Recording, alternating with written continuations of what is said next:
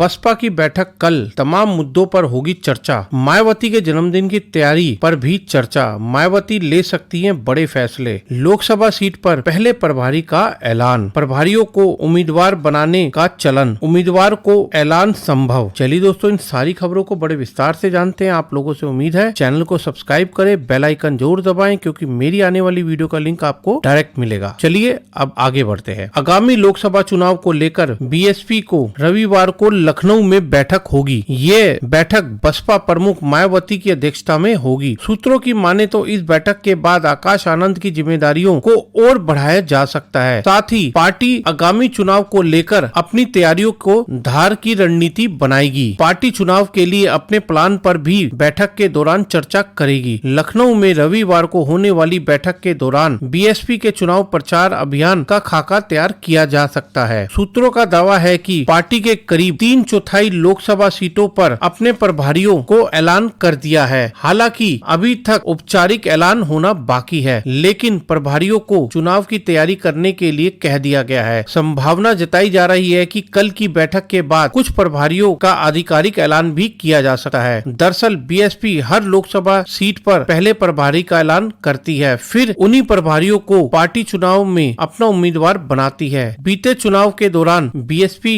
यही चलन चल रहा है। बैठक के दौरान 15 जनवरी को मायावती के जन्मदिन की तैयारियों पर चर्चा होगी। मायावती के जन्मदिन पर पार्टी के ओर से सभाएं की जाएंगी। इसके अलावा बीएसपी आगामी चुनाव के लिहाज से गांव-गांव और घर-घर तक संपर्क अभियान से लोगों तक पहुंचेगी। बैठक के दौरान पार्टी के स्टार प्रचारकों के नाम पर विचार होगा। इससे पहले इसी सप्ताह पार्टी के एक बैठक हुई थी। ये बैठक विधानसभा चुनाव का रिजल्ट आने के अगले दिन ही बुलाई गई थी। बैठक के दौरान विधानसभा चुनाव में पार्टी के प्रदर्शन और चुनाव रिजल्ट पर चर्चा हुई थी। बता दें कि राजस्थान में बीएसपी को 2 सीटों पर जीत मिली है। पार्टी ने चुनाव में सपा और रालोद से बेहतर प्रदर्शन किया है और ज्यादा वोट भी मिले हैं।